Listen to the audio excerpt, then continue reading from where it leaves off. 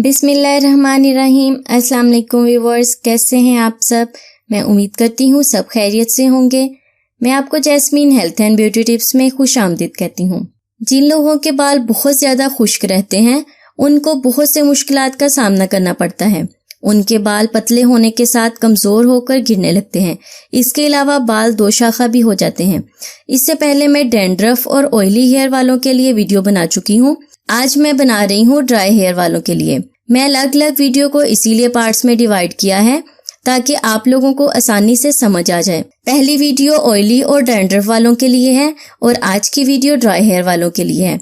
अलग बनाने का मकसद यही है कि आप अपने बालों के हिसाब से रेमेडी यूज करें। यह ना हो कि ऑयली हेयर वाले डैंड्रफ पर यूज करें और डैंड्रफ वाले ऑयली हेयर पर यूज करें और बालों पे कोई फर्क ना पड़े और आप मुझे कहें आपने ये क्या बता दिया है, हमारे बालों पे तो कोई फर्क नहीं पड़ रहा, उल्टा नुकसान हो रहा है। तो जैसे आपके बाल हैं, अगर आपके बाल ऑयली हैं तो ऑयली वाली रेमेडी यूज करें, अगर आपके बालों में डैंड्रफ है तो आप डैंड्रफ वाली यूज करें। इसीलिए मैंने अलग अलग स्टेप्स पर वीडियो बनाई है। आज की मेरी वीडियो है ड्राई हेयर वालों के लिए। ऐसे लोगों के बाल बहुत ज्यादा पतले होते हैं। पतले होने के साथ साथ दो शाखा भी हो जाते हैं। अगर बालों को धोने के बाद ज्यादा देर तक खुला छोड़ा जाए तो वो उलझ जाते हैं।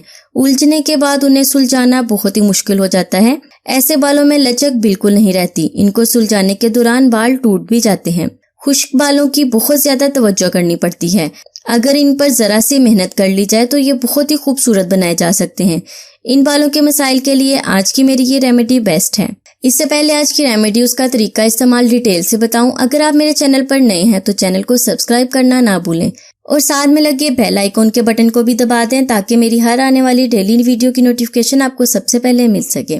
ड्राई हेयर वालों के लिए सरसों का तेल चाहिए आपको 2 चम्मच। सरसों का तेल आपको आसानी से मिल जाता है, ये हर घर में मौजूद होता है। सरसों के तेल से बाल लंबे घने और मजबूत भी होंगे। बालों का रूखा सूखापन भी खत्म हो जाएगा। बाल बेहतरीन तरीके से नशोनुमा करेंगे। सरसों के तेल के बाद इसमें डालना है मेथी दाने का पेस्ट 1 चम्मच। मेथी दाने को आप पानी में भिगोकर रख लें, उसके बाद इसे ग्राइंडर में डाल के ग्राइंड कर लें, उसका पेस्ट बन जाएगा। मेथी दाने को आप 2 से 3 घंटे के लिए भिगोकर रख लें, उसका बहुत ही अच्छा पेस्ट बन जाएगा। मेथी दाना आपके बालों को कुदरती तौर पर लंबा घना और मजबूत बनाएगा। बालों की खुश्की और ड्राइनेस को खत्म करेगा। बाल सॉफ्ट और नरम मुलायम हो जाएंगे। इसके अलावा बालों में खूबसूरत किस्म की लचक पैदा होगी और बालों को सुलझाने से बाल टूटेंगे भी नहीं। अब इसमें डालना है 1 चम्मच दही का। दही आपके बालों को खूबसूरत, नरम मुलायम और लंबे बनाएगा। बालों की खुश्की को खत्म करेगा। बालों की ड्राइनेस को खत्म करेगा। ये बालों की ग़िज़ाई ज़रूरियात को पूरा करेगा। इसके अलावा 2 शाखा बालों का भी खात्मा करेगा। दही के बाद इसमें डालना है बेसन आधा चम्मच। बेसन के इस्तेमाल से भी आपके बाल खूबसूरत और नरम मुलायम होंगे। तमाम इंग्रेडिएंट्स को अच्छी तरह से मिक्स कर लें। ये बहुत ही अच्छी पेस्ट बन गई है। अब मैं आपको इसका तरीका इस्तेमाल बताती हूँ। इसका तरीका इस्तेमाल ये है कि बालों की जड़ों से सिरों तक अच्छी तरह से आपने इसे लगाना है। इसमें मौजूद मेथी दाना आपकी डेड स्किन सेल्स को खत्म करेगा और न्यू सेल्स प्रोवाइड करेगा। आपकी हेयर ग्रोथ को भी प्रमोट करेगा।